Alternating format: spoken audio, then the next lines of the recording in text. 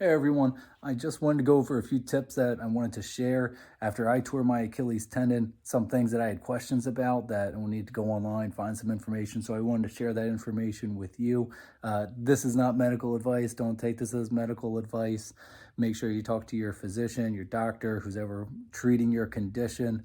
They know your condition. I don't. This is not any sort of medical advice, just my personal opinion as to what I encountered after my Achilles tendon rupture. So I thought maybe I could put out some information. Maybe it'll help you. Again, do your own research. Make sure you talk to your physician for your particular condition and what you need to do for yourself to make yourself healthy faster.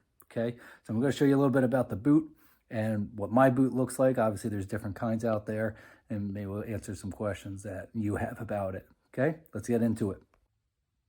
So I wanted to go over a few things after I tore my Achilles tendon. Here's what I experienced with a walking boot like this. Maybe you're going through the same thing. So you can see I have a high boot here, comes up to about my mid calf or so.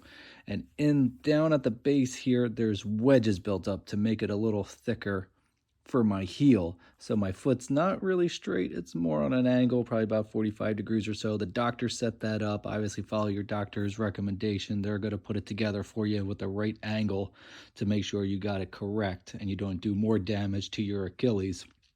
Keep your foot in there. You can see it's pretty self-explanatory how to strap this up. Again, make sure your heel's all the way to the back of the boot where it's comfortable, but it should be pretty much touching the heel portion of that.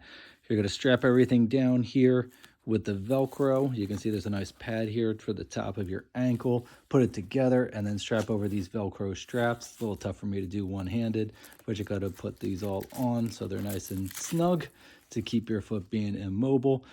This model has a little pump here. This helps add some pressure to the back here so it's not so open.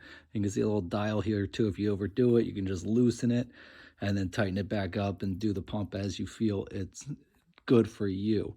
Don't want to overdo it. I found that if I'm in it for a good amount of the day, my leg swells up.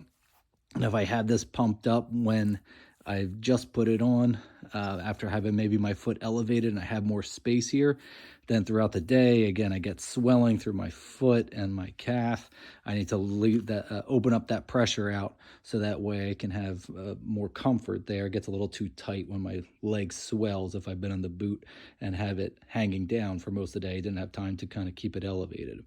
So those are a couple things. When I first injured my Achilles tendon, a lot of pain down the backside here. I could not leave my foot in the straight position and put any pressure on the back side of it. So I had to find a way, kind of taking my foot to the side or the other side, resting it on pillows because I just had too much pain and discomfort through the back here. And that's really it with the boot. To put it on, again, make sure it's strapped well. Follow your doctor's instructions as to when you can put pressure on it. You're probably going to have to be non-weight bearing for a few weeks.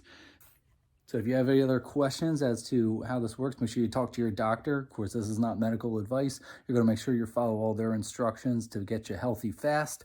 Let me know in the comments if you've had other experiences, what's worked for you. Great. Don't forget to like and subscribe. Take care. Get better soon.